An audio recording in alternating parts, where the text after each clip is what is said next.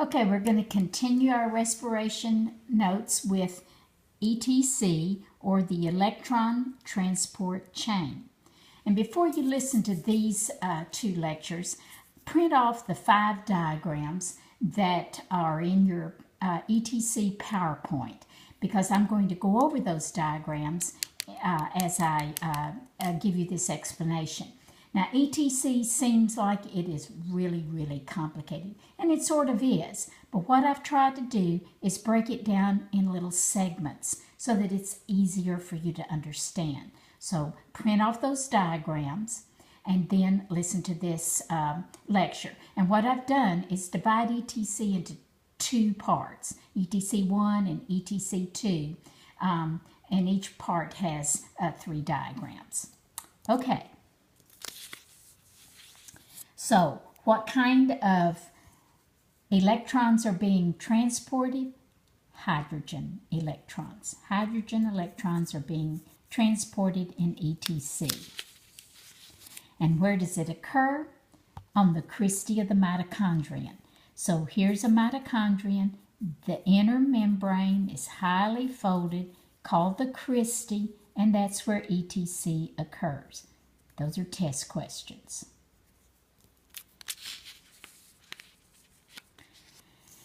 Now, each molecule of glucose yields 24 hydrogen electrons for ETC. Those hydrogen electrons were carried to ETC by specialized compounds that we call buses, the NAD bus and the FAD bus. Now, these electrons, when they enter the Christie, are passed from one compound to the next from a high concentration to a low concentration. One compound gains the electrons and then loses it. Gains, then loses. Gains, then loses. What do we call those kinds of reactions where electrons are gained and lost? Redox. So a compound is reduced, then it's oxidized. Reduced, then it's oxidized. All the way down till we get to the last hydrogen electron acceptor. Now we say that these electrons go down a gradient. That just means that they're following the law of diffusion and they're going from a high concentration to a low concentration. Remember, if you go against the gradient, that takes a lot of energy because you're going from low to high. But if you go from high to low, that's a normal way for molecules to move or to diffuse. Okay, so your electrons are passed from one protein complex to the next, and you can kind of visualize this as a staircase, as those electrons going down a staircase, because they're going down the gradient. And so we have all of these redox reactions occurring. Okay, what's the source of these hydrogen electrons that are going down the gradient? 2 buses, NAD, H plus H, and FAD, H2. Okay, so you need to know the names of the buses, NAD and FAD. Now,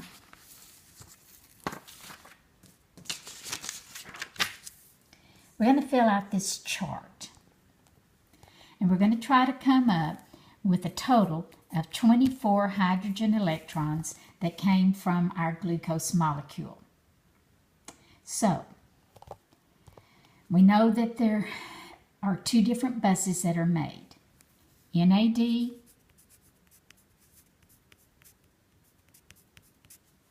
and FAD, H2. Okay, so what's the source of these buses?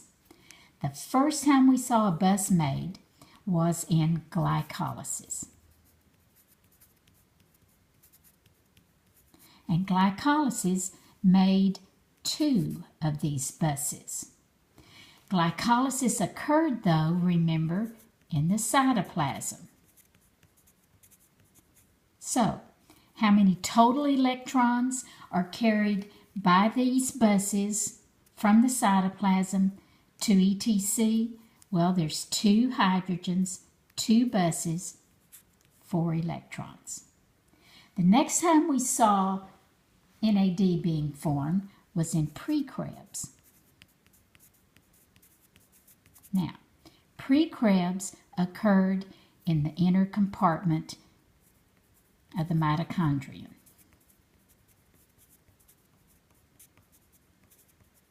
It's already in the mitochondrion. Pre-Krebs made 2 of these buses. And so 2 electrons, 2 buses, 4 total. Next we had Krebs cycle. Now Krebs made a ton of these buses. A total of 6 NAD, H plus H, also occurred in the inner compartment, so 2 times 6 would give us 12 of those hydrogen electrons. And then Krebs made a new bus, FAD, which occurred in the inner compartment, and it made 2 of those, because remember Krebs cycle turned 2 times. So 2 times 2 would give us 4, and that gives us the 24 hydrogen electrons that come from 1 molecule of glucose. So where are these buses located? Let's look at diagram 1 from your PowerPoint.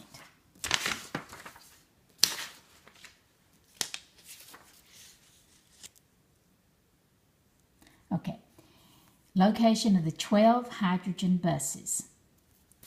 All right, here's 12 hydrogen buses. 1, 2, 3, 4, and 6 is 10, and 2 is 12.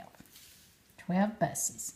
So 2 of those buses are out here in the cytoplasm from glycolysis.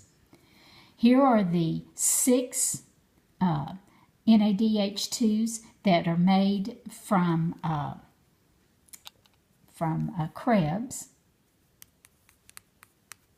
and 2 from pre-Krebs, and then here are the FADs that are made in Krebs. So here's the location of our buses. Now this is the outer membrane of the mitochondrion. And this NADH plus H out here in the cytoplasm has got to enter the mitochondrion. When it enters the mitochondrion, it loses some of its stored potential energy, and it becomes classified as what we call a low energy bus. Now FAD is also classified as a low energy bus. All of the NADs that are made inside the mitochondrion are classified as high energy buses. Now what does that mean?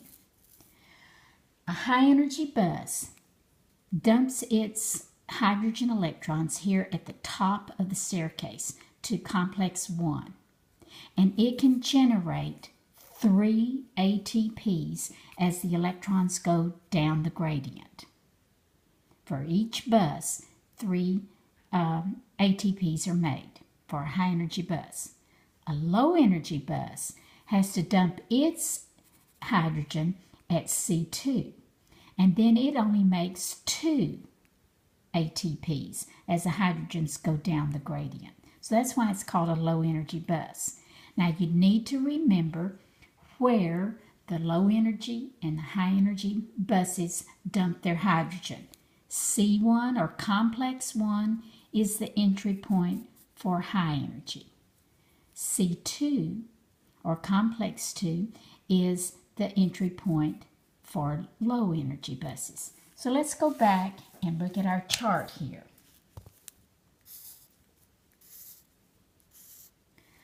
All right, glycolysis made 2 NAD buses.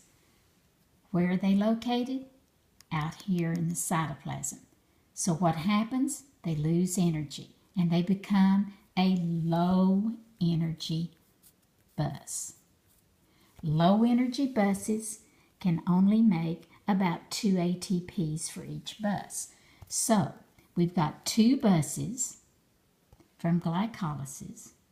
They're classified as low energy, so each bus can make 2 ATPs, so that's 2 times 2, or 4 ATPs from the buses that came from glycolysis. Now, these NADs from NADH plus H from pre-Krebs and Krebs are high energy. Boy, they really generate the ATPs. So high energy buses can produce about 3 ATPs. So pre-Krebs gave us 2 buses times 3 ATPs gives us 6 ATPs from the buses of pre-Krebs. Then here's all of these high energy buses from Krebs cycle. There's 6 of them. So there's 6 buses times 3 ATPs that it can make, gives us 3 6s, 18 ATPs. Then Krebs produced a low energy bus, the FAD. So low energy buses can produce only 2 ATPs. So this is a low energy bus. So if we have 2 of them, times 2 possible ATPs gives us 4. So if we add this up, 6 and 4 is 10, and 18 is 28, 32. Wow, there's where most of the ATPs are made in respiration, ETC. Glycolysis, remember, only made 2. Pre-Krebs didn't make any. Krebs made 2, but ETC makes 32 ATPs. All right, so here's our steps that pass the electrons down. And now you need to get the second diagram, which is called membrane proteins for ETC. And for this test, you only have to know them as complex 1, then there's CoQ, complex 2, complex 3, then there's BHC, and then there's, or BC, and then there is, no, I'm sorry, that's cytochrome C, and then complex 4. Okay,